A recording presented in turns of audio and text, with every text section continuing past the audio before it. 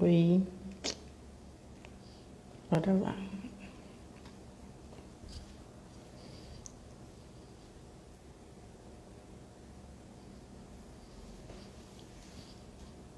Deixa o Instagram aí notificar o pessoal. Vamos começar hoje uma live super especial. Tô muito feliz com essa live.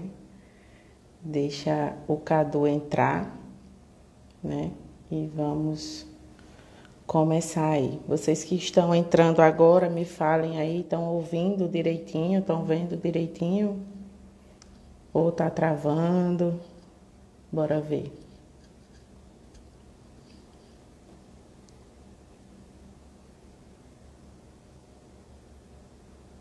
Oi, pessoal. Me digam aí.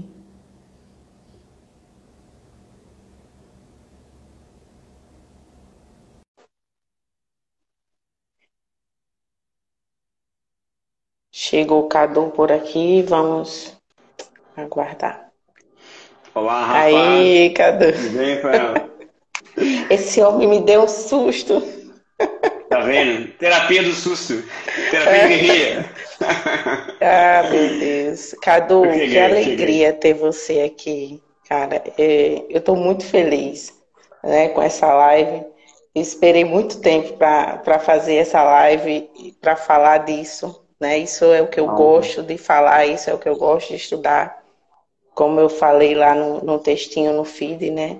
É, eu me encontrei com essa psicologia das alturas que a gente se propõe a falar hoje, né? Quando eu estava na especialização em psicologia clínica, na abordagem fenomenológica existencial. É mesmo? Temos em comum uma área, então. No entanto, a minha especialização foi muito heideggeriana, né? Tá. Infelizmente, que Ser Dr. tempo. Pacheco não nos ouça.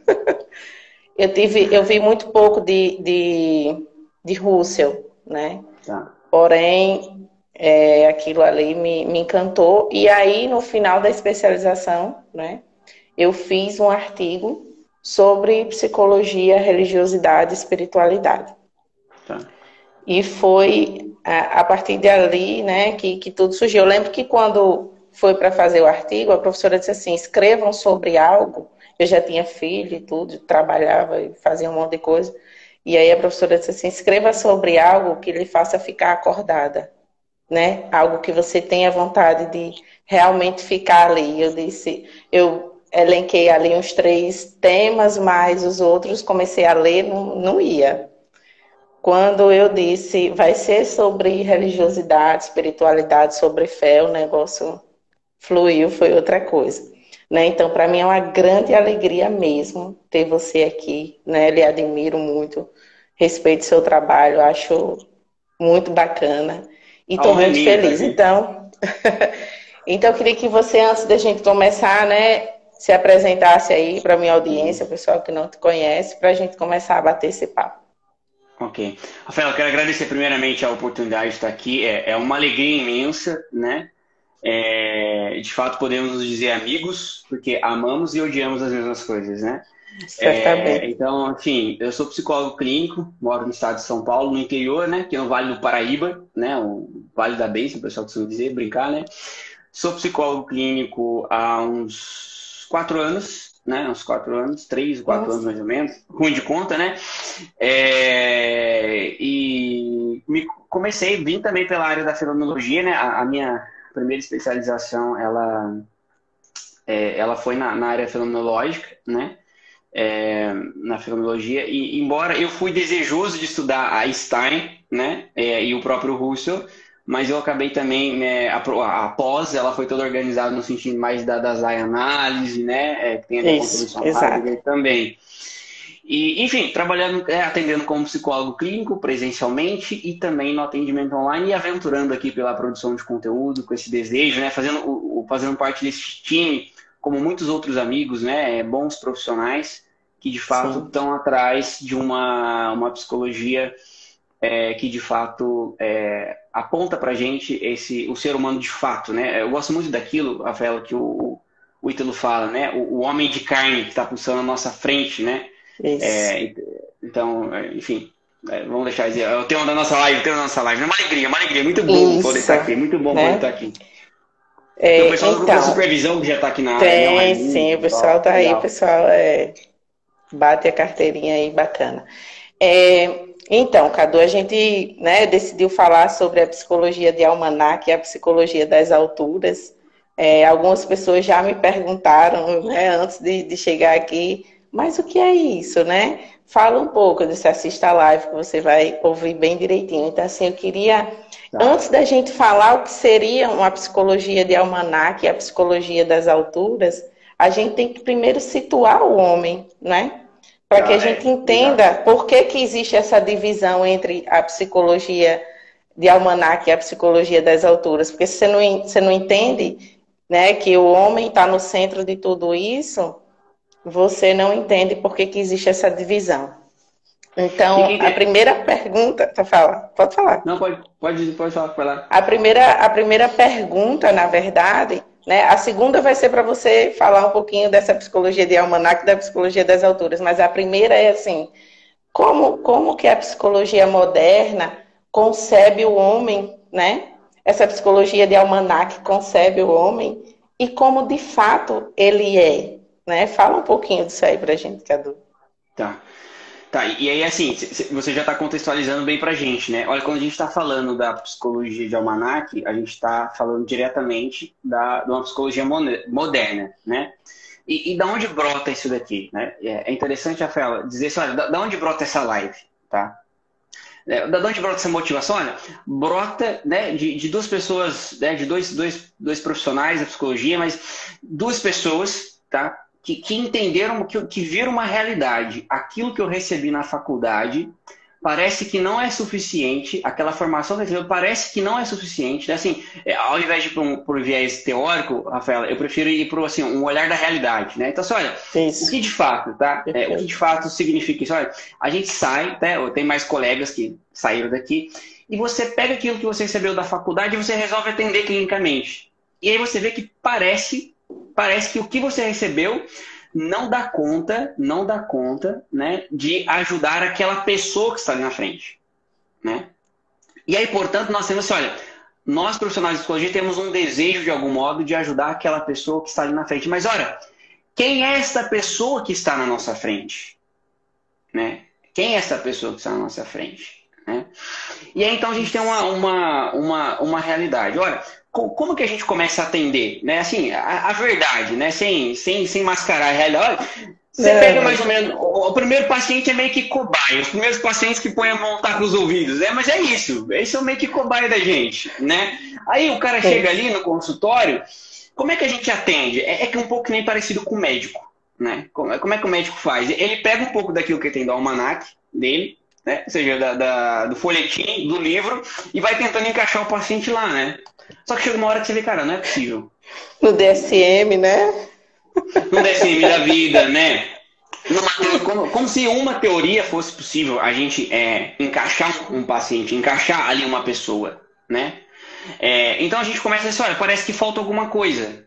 Porque quando eu olho para essa pessoa concreta aqui na minha frente, né? E aí, assim, muitos de nós, infelizmente, no começo, acaba sendo guiado mais pelo senso comum, né? Ou seja, parece que a prudência que eu adquiri com a pessoa que eu sou, né? Parece que ela me Sim. ajuda muito mais do que eu recebi na faculdade. E aí a gente vem de uma realidade, né? Olha, a psicologia moderna, ela tem um desafio.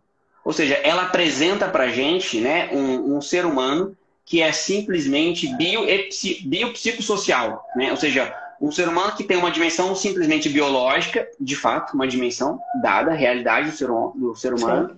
uma dimensão psicológica também, uma dimensão social, ok.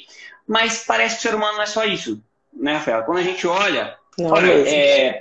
hoje eu estava produzindo um material, eu estava refletindo um pouco sobre a soberba, né? Sobre este movimento, né? E aí eu ficava pensando assim, olha que interessante, né? A gente vive a vida como se ela como se a gente pudesse ser o que quiser, né? E muitas vezes presa a uma realidade puramente material. Quando a gente olha para essa dimensão do ser humano, né? Que dimensão? Cadu? Olha, a gente tem uma dimensão biológica, né? Beleza. Uma dimensão um pouco parecida com os animais, né? A gente tem uma dimensão psicológica. Olha, o nosso cachorrinho também tem isso, né? O cachorrinho, beleza, ele vê o dono, ele fica alegrinho, né? Ele tem um movimento, um certo movimento emocional ali, né? Ele tem um Sim, movimento. tem. Mas entre nós e um cachorrinho tem uma diferença gritante, né? Eu gosto muito daquele exemplo do Ito, ou seja, você acorda de manhã e você não vê, né, uma vaca sentada, né, com a palhinha na boca questionando, né, o que eu vou fazer hoje, qual é o sentido da minha vida, né? Você não vê o cachorrinho, né, acordando de manhã se perguntando se ele vai miar ou se ele vai latir.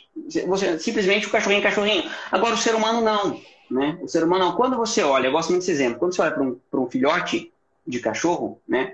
Aquele filhote de cachorro, ele já nasce muito parecido com o indivíduo adulto, né? Ele já sai fazendo coisas que um cachorro... Olha, ele já anda igual o exemplar adulto, ele já emite som igual o exemplar adulto. Agora o homem não.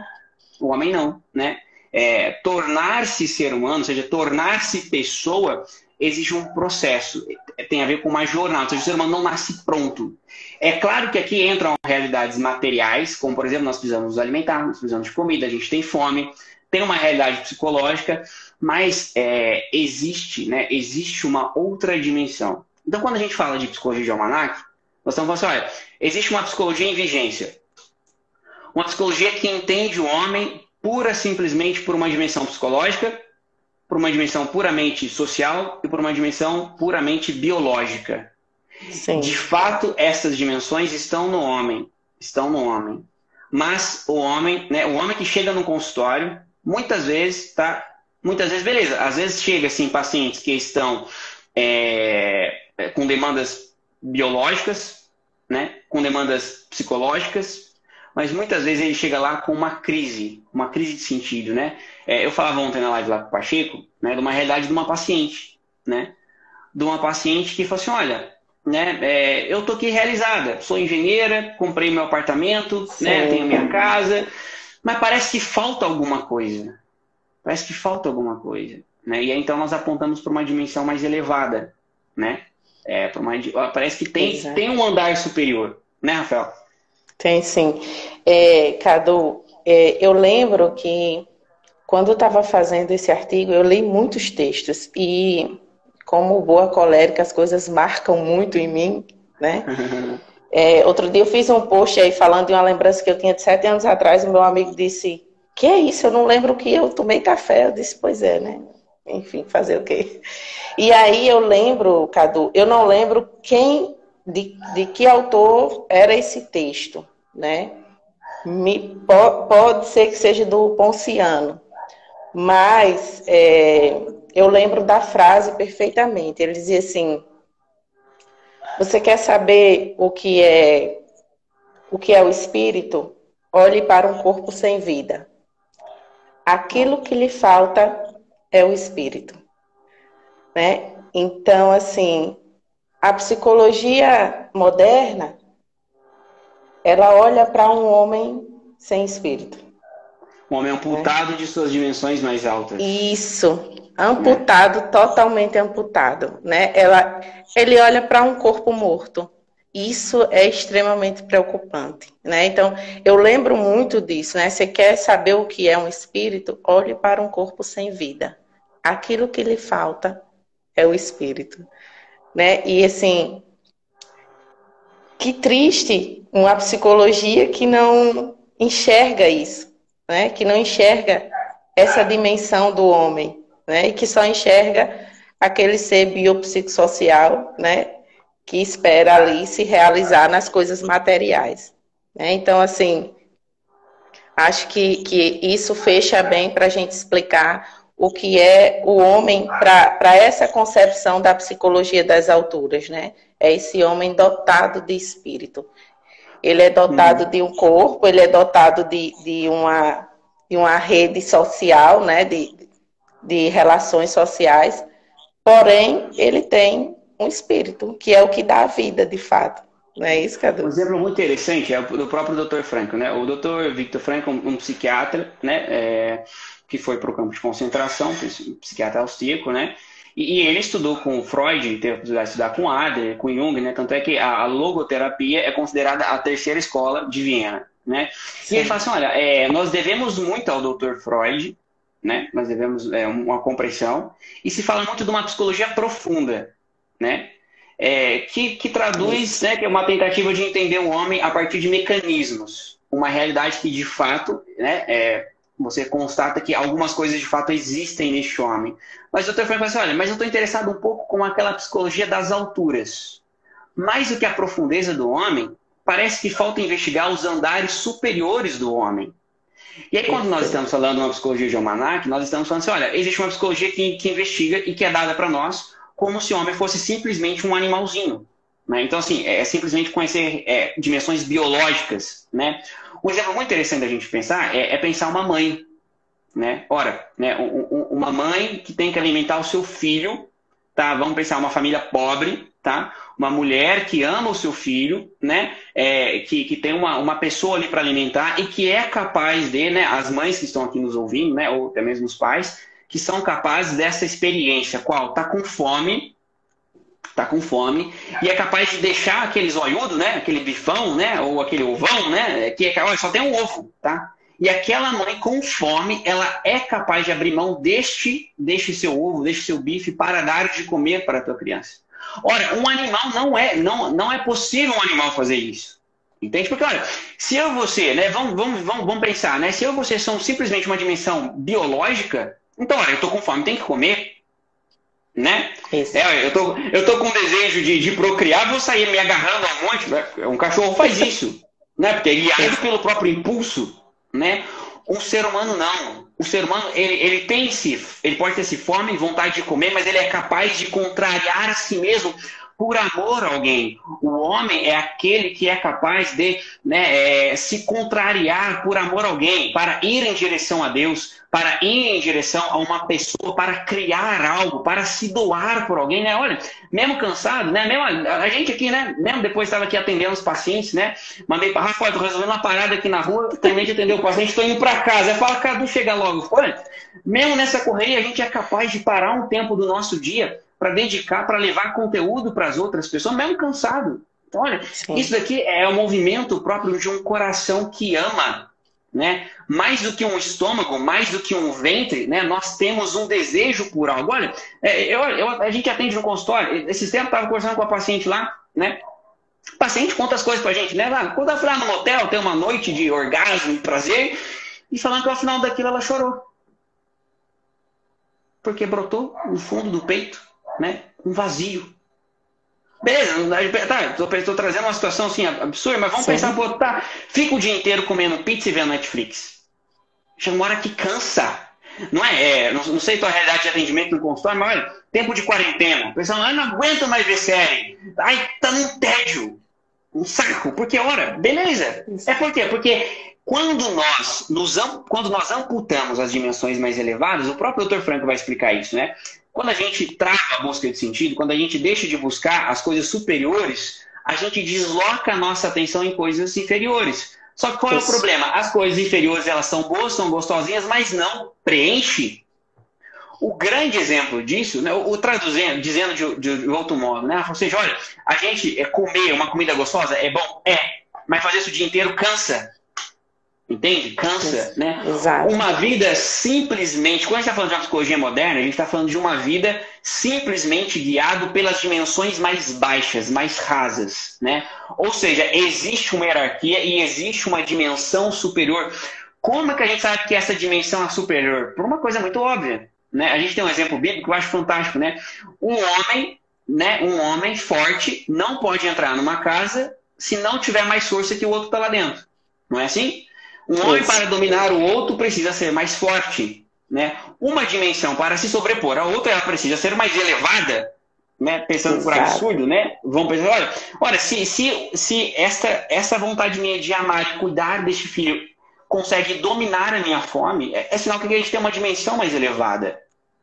E aí o que a gente está dizendo? O que eu com a Rafaela estamos falando aqui? Nós falamos assim, olha, existe uma psicologia e a psicologia que a gente recebe, a formação que a gente recebe na graduação, muitas vezes, mostra pra gente apenas um homem puramente material, né? Cuja finalidade, cuja realização, né, se trata de buscar prazer. Mas o que nós estamos falando? A gente está falando assim, olha, a gente olha no consultório, tem gente que está buscando prazer e não se realiza. Ainda tem um rombo no peito, ainda tem um buraco no peito, um vazio no peito, né? Ou seja, a gente está dizendo que tem gente que fica o dia inteiro comendo pizza, assistindo Netflix e está com um baita rombo no peito. E vamos pegar um outro exemplo, né? Se fala muito da realização. Ah, então beleza, né? A gente ouve muito quando criança aquela pergunta, né, Rafaela? O que você vai ser quando crescer? Que de algum modo aponta a pensar simplesmente no sentido de elaborar, né? Ou seja, o que você vai fazer? Você vai ser psicólogo, vai ser médico, né? Como se a nossa vida se traduzisse apenas nisso.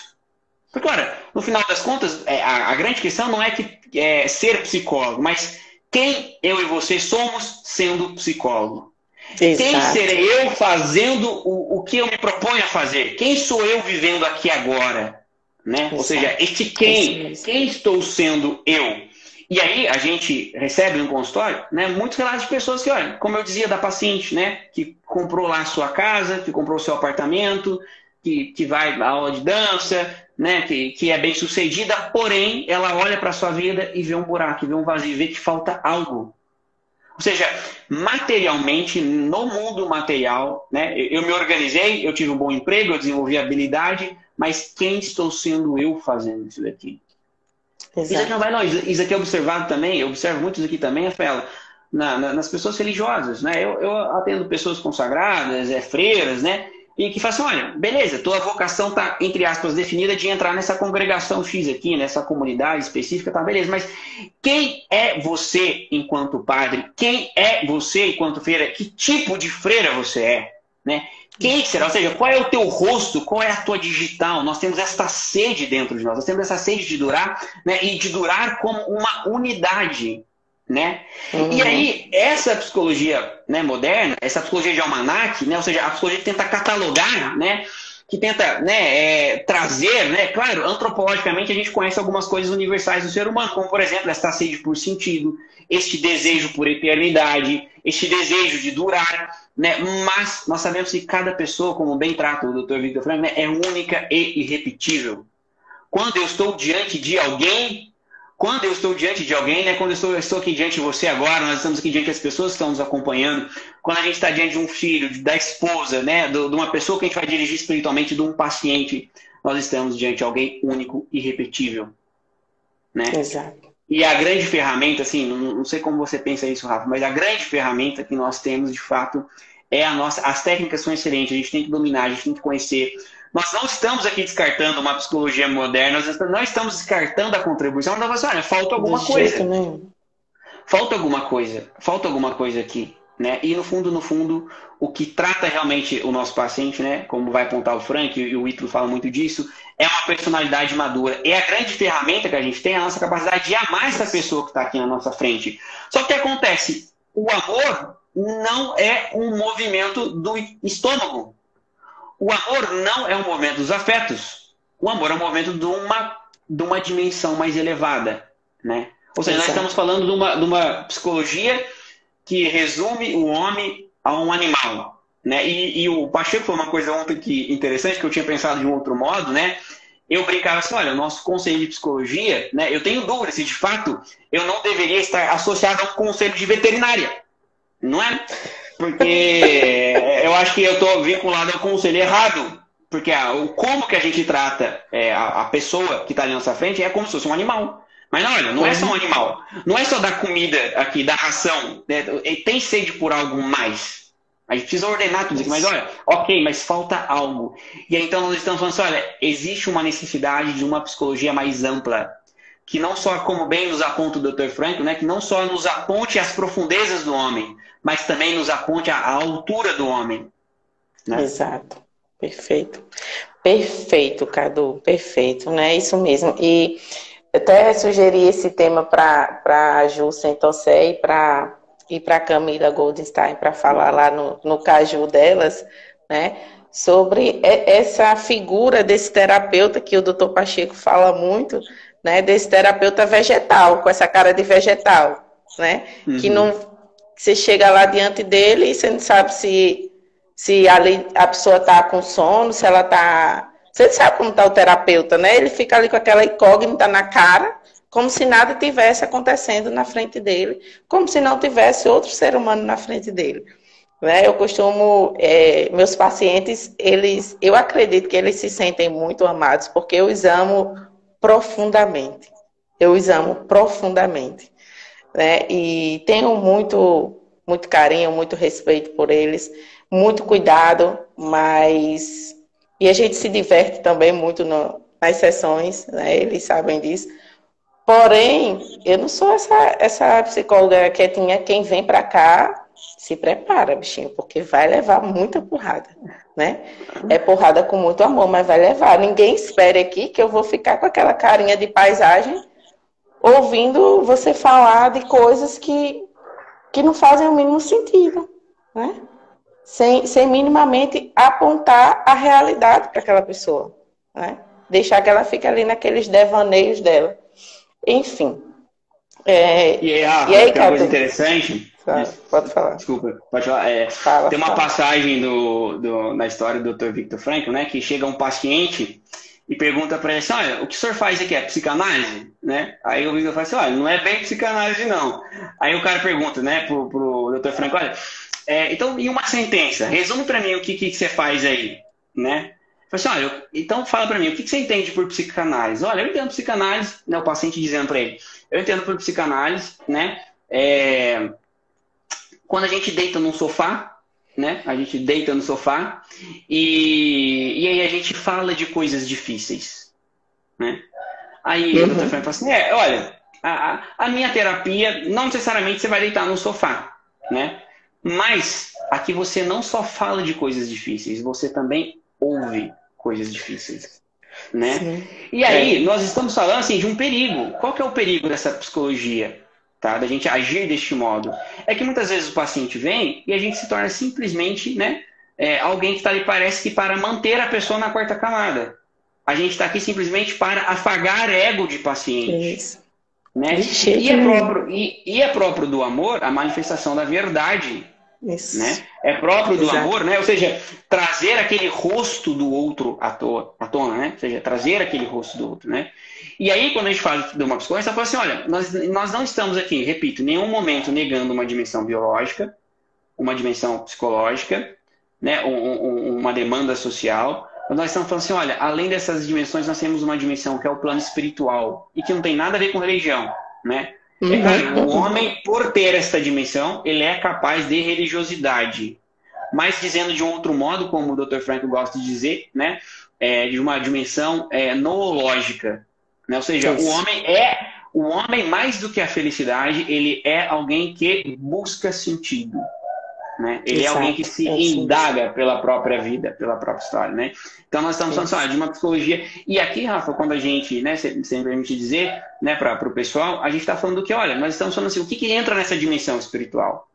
Olha, entra a busca de sentido, entra a liberdade, entra a responsabilidade, né? A gente fala então de uma compreensão dos movimentos da alma, e aí a gente tem as faculdades da alma, né? Ou seja, uma psicologia que enxergue esta pessoa e que busque dar conta da sua totalidade. Né? Então, é isso que nós estamos falando quando a gente se refere a uma psicologia elevada, uma psicologia das alturas.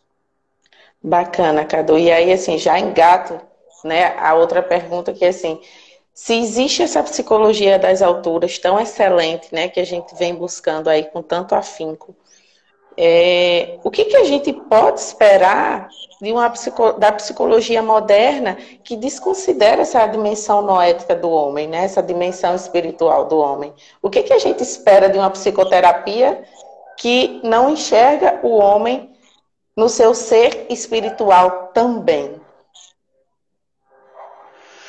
Aqui é uma grande briga que o próprio Dr. Frank também comprou, né? E é uma briga que de algum modo a gente está comprando hoje, né?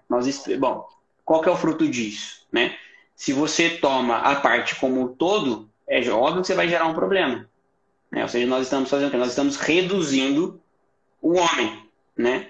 E bom, e na prática, beleza, Cadu, fala do jeito que eu entendo. Eu sou paciente. Qual que é o problema? O problema é que teu terapeuta vai fazer com que você vire um animal. Isso, né? Libera aí, vamos liberar os teus instintos, né? O teu inconsciente, vamos liberar teu inconsciente. O pior, né? E o pior de tudo é que aí nós estamos diante de uma psicologia, né? Que faz com que quando essa pessoa morrer, ela vai morrer igual um idiota. né? Exato. Ou seja, ela vai morrer, ou seja, aquela experiência, né, da enfermeira que perguntou para as pessoas no leito de morte, o que você se arrepende? Né? Olha, me arrependo de não ter vivido uma vida com sentido. Né? O que nós estamos fazendo? Nós estamos assim, traindo essas pessoas. Nós estamos assim, adulterando a vida para elas. Nós estamos afagando, nós estamos assim, sendo... Essa psicologia, ela contribui para que a gente tenha uma geração de pessoas fracas. Né? Uma pessoa assim, que não experimentou ainda o que é, de fato, né, ser pessoa em plenitude. Né? Uma comparação muito ruim, né? Muito esdrúxula, mas olha só, né? Vamos pensar assim, você pode pegar o seu celular e usar ele para pregar um prego na parede? Pode, mas ele não foi feito para isso. Exato. Né? Tu pode viver como um animal? Tu pode, mas tu não foi fabricado para isso. O que acontece? Você vai viver uma vida rasa. Mas o problema não é só você viver uma vida rasa e como animal, né? Isso aqui é um grande problema. Mas o grande problema é que isso aqui vai gerar uma baita frustração em você. Né? O problema é que você vai se tornar joguete na mão dos outros. Você vai se tornar uma pessoa manipulada. Né? O Dr. Viktor Frankl dizia assim, olha, eu conheço pessoas que podem ter os seus complexos, mas nunca vi alguém disposto, né, a viver e morrer por conta dos seus complexos. Né? As pessoas estão dispostas a viver e morrer porque por algo que faça sentido, por um amor que faça sentido. Né? Ou seja, o homem é aquele, né, que pode tanto descer ao nível de animal como se elevar ao nível de santo. E aí nós corremos o risco de viver esta vida rasa. Né? Uma psicologia assim é uma psicologia onde a gente cria, né? A gente simplesmente está ali fazendo a manutenção da doença. Né? Nós estamos ali desumanizando. Eu costumo dizer muito para os meus pacientes, né, que quando começa aí o disparadeiro de coisas, né, do passado e tal.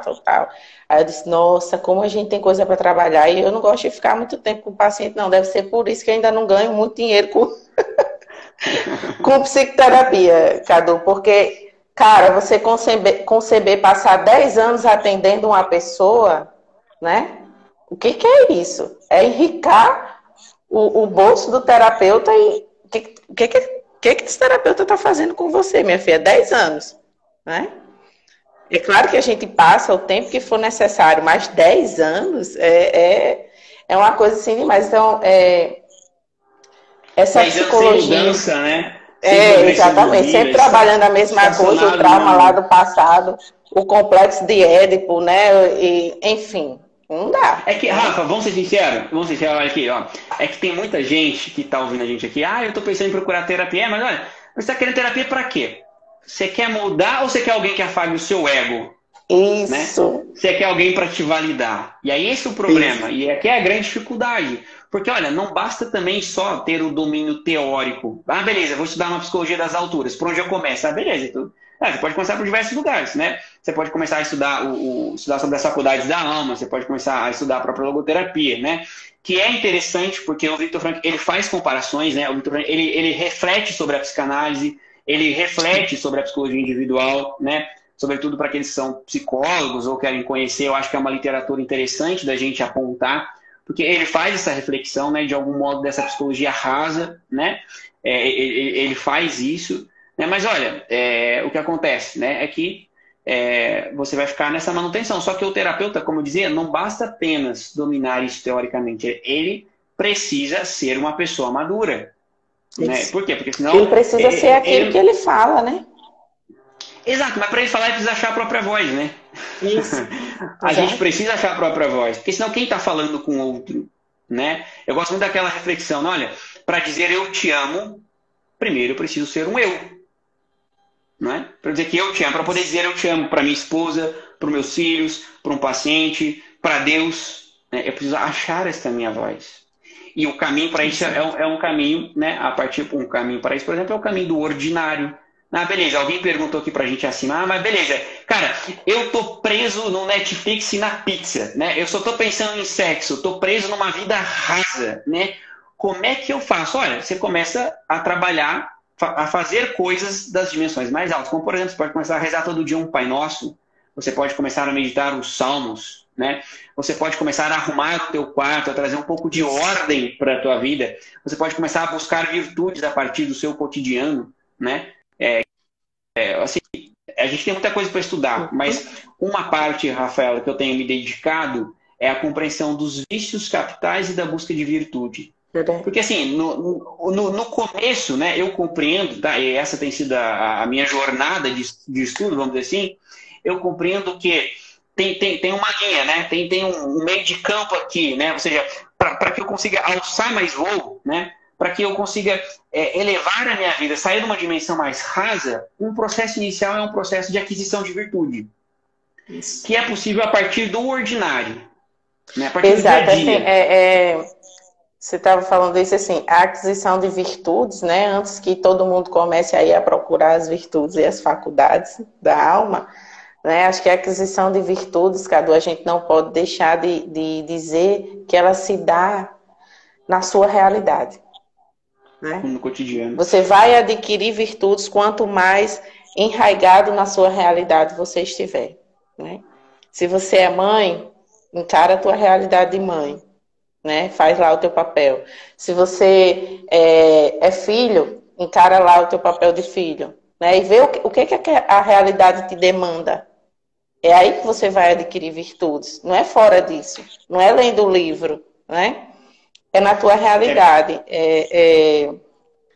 Eu acho que isso é muito importante dizer. Eu lembro quando eu fiz o curso do Ítalo, né? Que ele propõe aquela atividade lá do... Esqueci o nome agora, mas enfim, ele fala lá no curso que poucas pessoas vão fazer aquilo, né? Mas que aquilo ali é profundo. E eu fiz, quando eu saí lá da aula, eu fiz, que é o diário, não é o diário, chega, Cadu, que você diz. Não, você diz por que você é aquilo e como você é aquilo, né? Para ver como é que você está na realidade. E já eu lembro o nome. É porque minha cabeça é assim, meus pacientes também já estão super acostumados com isso. Eu começo a falar e esqueço, mas depois eu lembro. Recordo. Diário de situação, lembrei. Né? Lembrei, é o diário de situação, né? Que ele manda você elencar os seus principais papéis e dizer por que e como. Tipo assim, eu sou mãe. Por que eu sou mãe? Sou mãe porque eu gerei filho, tive filho, eu sou mãe. Como eu sou mãe? Aí o bicho começa a pegar, né? Como é que eu sou mãe? Eu sou uma mãe, às vezes eu sou estressada, né? Às vezes não dou a atenção que deveria. Aí outro papel, eu sou esposa. Por que eu sou esposa? Porque eu casei, tive lá o sacramento, sou casada, sou esposa. Como que eu sou esposa? Né? Você vai lá relatar tudo. Sou psicóloga, né? Por que você é psicóloga? Porque fiz faculdade lá, estudei, sou psicóloga, tenho um diploma. Como eu sou psicóloga, né? Quando eu terminei esse exercício, Cadu, eu estava destruída. Você imagina um dia inteiro de aula, né? Eu cheguei no hotel, fui fazer esse exercício e eu fiquei arrasada.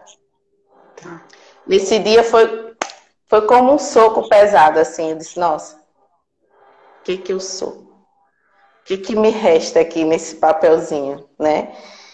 E de lá para cá, eu venho numa crescente, né? Mas simplesmente por me colocar na realidade, né?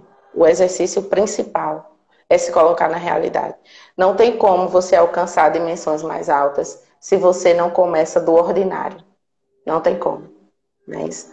E aí esse exercício ele é muito bom. Ele manda você repetir, acho que uma vez no ano, né? Quando chegar o tempo eu vou repetir novamente. E por aí vai. Mas assim, Cadu, vamos continuar aqui no nosso papo da psicologia das alturas, né? O que é que eu percebo? Que é claro que existem bons psicólogos, a gente não pode negar isso, né? Que dominam a técnica e que são maravilhosos, assim.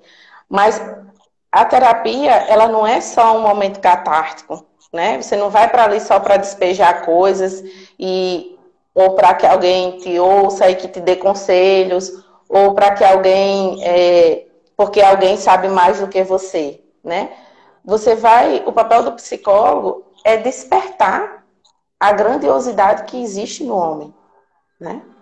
O papel do psicólogo das alturas é desenvolver ou devolver para o homem essa metafísica, né? Que nos falta. Né? O Ítalo até o dia desse estava falando lá do poema lá do Drummond, né? Que fala, o Esteves, aquele sem metafísica, né?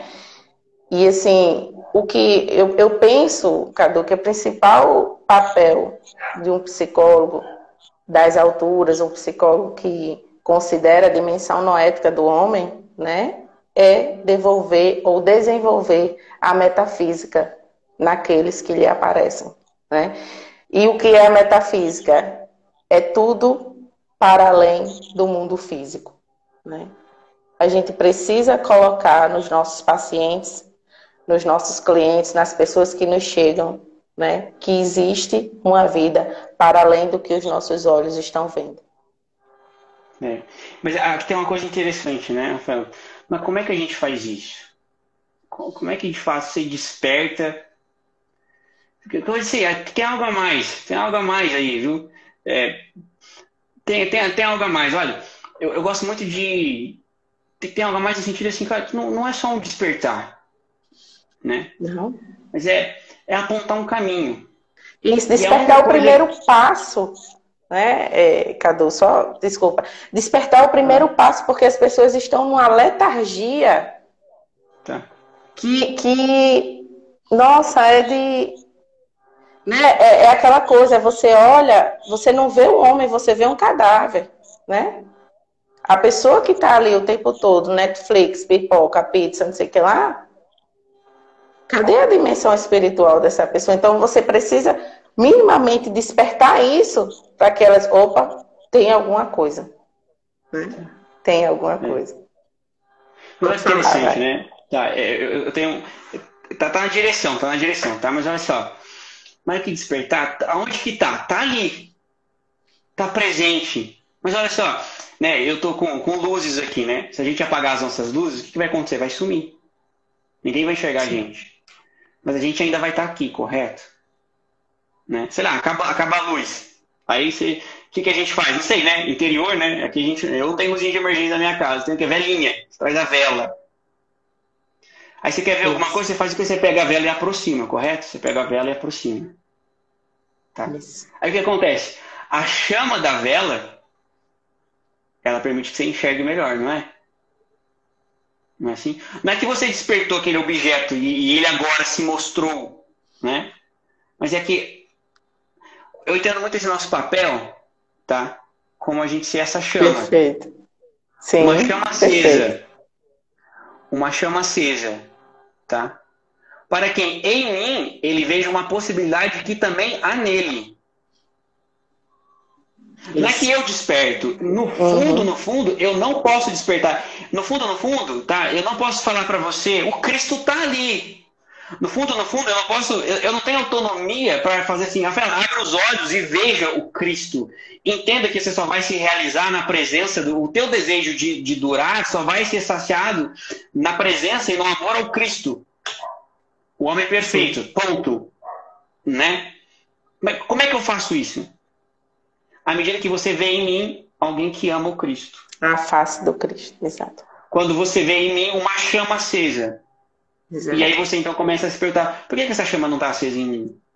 Exato. Aí de repente, clareia em você, cara, parece que tem alguma coisa a mais. Isso. Né? O Victor Frank faz uma... Se não me engano, é o Victor Frank. Pode ser que eu esteja misturando o autor. Se não me engano, é ele, tá? Se não me engano, é ele. Mas quando ele vai falar da sede de sentido, né, a vontade de sentido, que é uma questão da logoterapia, né?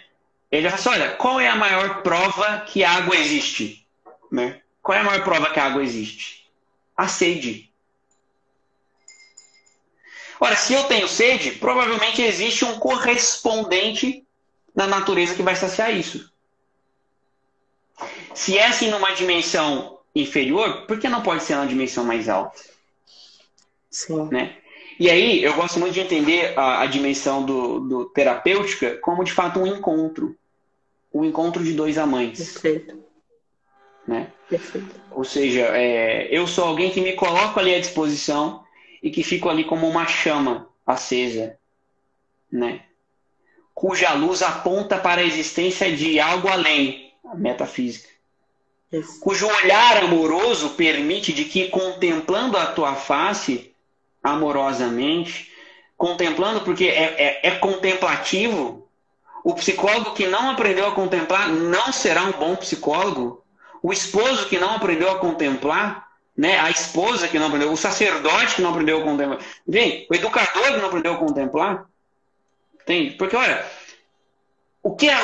a gente nunca sabe o que esse outro pode ser. O Olavo de Carvalho, quando ele vai falar sobre a vida de estudo, a vida intelectual, ele vai dizer, olha, a gente tem que ter paciência com todo mundo.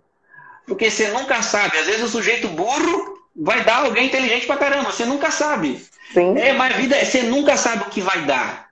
O que, assim, nós como terapeutas, a gente precisa matar em nós a soberba.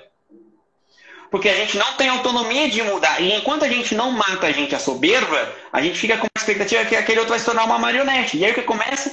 Eu projeto o que eu desejo que o outro seja. E aí a pessoa da terapia, né, o paciente, né, eu vou projetar o que eu quero que ele seja. Aí eu acabo também virando um cagador de regra. Isso. Ou seja, são dois movimentos, né, Rafael? São dois movimentos que eu acho importante a gente sinalizar aqui na live, tá?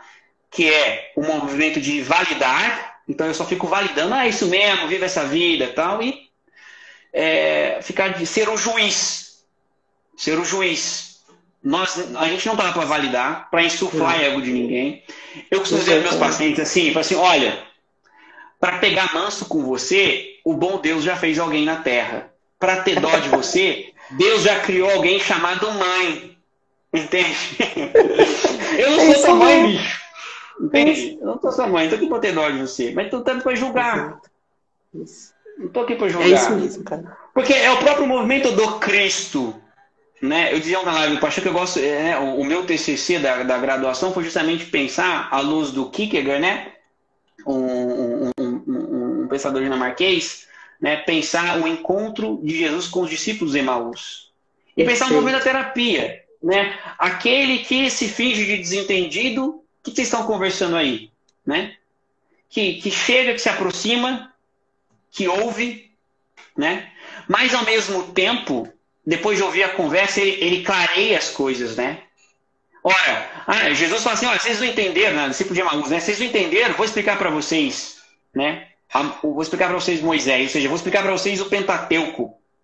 E aí, nossa, nosso coração ardia. Por que o coração ardia? Porque ele falava de coisas altas, né? Mas ao mesmo tempo é uma presença, né? Que manifesta a tua plenitude, ou seja, ao partir o pão, Cristo manifesta a plenitude do que ele é, do seu ser, do Cristo, né? Naquele movimento de amor, e depois ele some. Né? Ele some como quem diz assim, agora é com vocês. Agora é com vocês. Entende? A psicologia das alturas é isso, ou seja, é um empoderar-se. Nada empodera mais as mulheres e os homens do que o que a gente está fazendo aqui. Não é? Vamos empoderar, ou seja, vamos mostrar essa autonomia da alma humana. Ou seja, mesmo diante de uma situação de sofrimento, mesmo diante de uma tragédia, né? Mesmo de tragédia, sim. E eu talvez esteja falando demais, mas vou ficar quieto com essa, tá? Porque aqui são dois temperamentos quentes, né? O sanguíneo e o colérico. Cadu, eu adoro. Fique aqui, estou contemplando você. Não se preocupe, meu filho. Fique à vontade. Mas olha que coisa bonita, né? Eu passei por uma situação de um acidente, tá? Em 2018, eu tirei o carro da concessionária, estava na Dutra dirigindo, pá, baita acidente, né? E assim, minha vida virou. Minha vida virou, tá? Porque eu fiquei impossibilitado de andar, eu não sabia se eu ia voltar a andar, né? Eu fiquei com uma baita dívida financeira, tinha acabado de tirar o carro da concessionária, né? Passei por uma injustiça, foi uma situação assim. E aí eu lembro, resumindo a história, que eu estava um dia em casa, eu disse, e agora? Desculpa o termo, tá? Fudeu. Como é que eu vou fazer? Agora lascou, como é que eu vou fazer? E eu fiquei triste, porque eu não via saída. Eu estava numa baita situação de injustiça, porque a pessoa que bateu não foi responsável. Eu estava numa situação de impossibilidade, porque eu sabia que tinha acontecido algo, mas eu tinha que esperar o tempo para ir no hospital, para poder ver as coisas. Eu não sabia se tinha ficado alguma sequela na minha coluna. de um dia eu estava atendendo meus pacientes, eu estava mandando áudio, gravando sessão, no outro dia eu estava precisando de ajuda para ir no banheiro, estava precisando de ajuda para tomar banho, não estava conseguindo sair da cama. E aí, sabe o que aconteceu? Eu lembrei de uma fala minha, e eu falei assim, maldito. Eu lembrei de eu falando para um paciente assim, a vida tem sentido mesmo numa situação de sofrimento. E eu falei, porra, agora eu vou ter que bater em mim com essas armas, né? O Dr. Frank diz assim, maldito psicólogo que não bate em si com as armas espirituais, né? Antes de bater nos pacientes, né? Olha, agora eu vou ter que ver na pele se existe algo aqui, né? Vou ter que, ou seja, descobrir a plenitude que é dentro de mim, ou seja, dentro de mim, né? Eu descobri naquela situação, naquela tragédia, vou te dizer, né? O Renan tá aqui, gosta demais do Senhor dos Anéis, né? O Hobbit e o Senhor dos Anéis me acompanharam, né? Ou seja, eles foram os personagens que no sofrimento mostraram, cara, existe algo dentro de você e você pode superar isso. Talvez você não saiba se vai conseguir mudar essa história, mas mais importante do que você vai voltar ou não atender, entende? Mais importante do que isso como você vai viver essa situação. Qual é o caráter que você vai imprimir a este sofrimento, né? Para de chorar. Eu precisei dizer isso mesmo, assim, Cadu, deixa de ser vítima. Perfeito. É hora de tomar uma decisão. Você não pode mudar. Eu não podia mudar a situação, mas eu podia mudar a mim mesmo. Exato. Né? E aí eu descobri em mim uma força que eu não sabia. Ou seja, eu descobri em mim um andar superior. Mas eu precisei de pessoas que me mostraram. Próxima semana eu e Hugo vamos fazer uma live falando um pouco disso aí, né? Legal. De quando tudo parece dar errado, né, na nossa vida. E como é que a gente deve olhar para essas situações, né, Cadu? Que maravilha. Deixa eu ver aqui o que... Sim, quando você estava falando aí, né, dessa questão de muito mais do que despertar, não é? Deixar que aquilo venha, porque aquilo está ali de alguma forma, né? Não tem como não lembrar do curso do Ítalo, não tem como não fazer menção a ele, porque as pessoas perguntam assim, cara, o que é o curso, como é o curso? O curso, Brasil, como eu tenho mania de dizer, o curso é Ítalo, né? É aquele homem. O que ele traz, de certa forma, a gente encontra nos livros, no próprio Guerrilha, nas lives dele, mas estar diante daquele homem abre um negócio dentro de você que você diz assim, caramba, eu posso ser assim. Existe uma pessoa assim, né? Então, assim, a grande coisa do curso do Ítalo é o próprio Ítalo, né? E é isso, né? É isso que ele quer que a gente seja, né? É isso que ele quer propagar.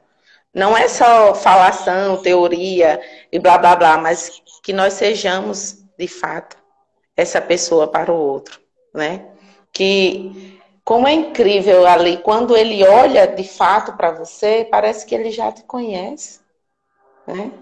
Aquele homem enfim, a gente, né, Cadu? É só elogios, porque a gente sabe. As pessoas falam, que ele é grosseiro, porque você não conhece, cara. Você nunca esteve diante do cara, né? Não. Ele nunca te olhou com aqueles olhos que, nossa, parece que esquadrinha a tua alma, né? Esse é o convite, né? Para que nós sejamos pessoas dessa magnitude, né, Cadu? A gente ainda tem uns 5 minutinhos. Deixa eu falar um pouco da questão, assim... quando eu estava fazendo esse meu artigo, né, Cadu, eu tive muita dificuldade de aceitação das próprias professoras, das orientadoras, porque a psicologia de Almanac, ela concebe a dimensão espiritual, a religiosidade e a espiritualidade do homem como um fechamento de possibilidades, né? Mas isso como é que as pessoas costumam dizer? Deixa eu ver aqui. Isso é alienação, né? Religião é alienação, vocês estão alienados, tal. Então, eu tive um pouco de dificuldade de aceitação, né? Porém, depois, porque o que era que eu queria falar, né? O tema do do meu artigo era assim, psicologia, religião e fenomenologia, um encontro possível. A importância de se considerar a espiritualidade e religiosidade na escuta clínica, né? O que era que eu queria trazer com esse artigo, Cadu? A noção, né, de como a religiosidade, a espiritualidade e a fé, ela abre possibilidades para o homem, né? Enquanto a psicologia de Almanac acha que isso só fecha o homem nas suas possibilidades, né? Eu queria trazer a contramão disso. Porque não só fecha, não só fecha. Fecha quando a gente tem um monte de cagador de regra. Aí fecha, né? Eu lembro eu atendi muito tempo no SUS, numa cidadezinha do interior, e eu lembro de uma paciente, né, com N problemas, e eu batia muito na questão do exercício físico e tal. Quando ela começou a fazer o exercício físico, o pastor foi lá e disse que ela não podia fazer porque aquilo ali era pecado. Nesse dia eu tive vontade de sair da minha sala e ir lá na casa do pastor e esganar ele. Corretíssima, né? Foi. Até hoje eu não sei porque que eu não fui, né? Mas, tá, né, a gente ali com o tempo, até crise psicótica essa criatura teve, né? Então, assim, com o tempo a gente foi trabalhando isso e ela conseguiu enxergar que não tinha nada de pecado. Isso é cagação de regra do teu pastor. Manda ele estudar para não ir para outro canto. Né? E já do outro lado, né, e esse estudo de caso eu coloquei no meu artigo, né, de uma pessoa que começou a assistir lá um pastor na televisão e tinha uma vida totalmente submissa do marido, uma vida de agressões, uma vida muito complicada, era praticamente prisioneira do marido. E quando ela encontrou aquilo, aquela mulher era outra pessoa. Eu contemplei outra pessoa na minha frente, né? Hoje nós somos amigas, a gente sempre se fala, é uma maravilha. Então, assim, o quanto que a vivência da religiosidade, da fé, da espiritualidade abriu possibilidades para essa mulher, né? E como que a gente, Cadu, como profissional, como psicólogo, né, o profissional da alma humana, como que a gente desconsidera isso? A gente não tem o direito, né? E nem deve, porque fica uma psicologia, uma terapia totalmente amputada quando você desconsidera essas dimensões do homem, né? Então, assim, eu queria trazer um pouco disso no final, o quanto a religiosidade, a espiritualidade, ela abre possibilidades para o homem, ela não fecha, né? Nós não somos só um ser... Pode falar. Pode falar. A gente fala de um domínio das faculdades superiores, né? Olha, a gente tem que entender assim, quando a gente fala de uma compreensão da psicologia, a gente tem que entender que toda compreensão psicológica tem ali por trás uma visão de homem, que responde, né, quem é este homem? Quando a gente vai entender uma escola, a gente tem que perguntar assim, olha, quem é o homem? Qual é a antropologia, né? O que é neurose aqui? Por exemplo, o próprio Freud, ele considerava como a pergunta por sentido uma doença, né? O Dr. Viktor Frankl vai discordar, vai dizer que não. Pelo contrário, é o próprio do homem. O que é próprio do homem? E quando a gente entende que o homem é aquele que indaga pelo sentido, ora, se ele indaga pelo sentido da própria vida, ele vai falar, beleza, a vida tem um sentido, ok, e quem dá esse sentido para a vida? Da onde vem isso? Ele começa a se perguntar, isso é próprio do homem. Isso. Né? Então, assim, seria uma pergunta idiota perguntar se a gente deve ou não conversar de religião. É óbvio que tem, porque a religiosidade é natural do homem. Isso. Você vai perguntar para o homem se vai conversar sobre sexo, sobre alimentação? É uma pergunta idiota. Por quê? Faz parte do homem. Entende? Mas, como a gente já mostrou aqui que o homem ele tem sede por algo mais. Se ele tem sede, é sinal que existe algum correspondente. Eu tenho sede de água, né? É óbvio que existe algo na natureza que vai saciar isso. Então, assim, é próprio do homem. Só que o que acontece? O problema é o que se compreende de religiosidade, né? Por exemplo, quando você vê espírito em Jung, não é a mesma coisa de espírito para... o espírito de Jung seria uma dimensão psicológica, vamos dizer assim, mais ou menos, né? Não é uma dimensão, não é uma dimensão superior como a noosfera para o Dr. Frankl, por exemplo. Né? Ou seja, o que se entende por religiosidade? né? Você não pode rebaixar a religiosidade por um fenômeno menor, né? Religiosidade não é um Exato. fenômeno psicológico, religiosidade não é um fenômeno orgânico, é óbvio, né? Mas é algo próprio do homem. E é óbvio, assim, existem pesquisas que estudaram os efeitos na dimensão Vai cair a psicológica e nossa biológica live. da fé, né?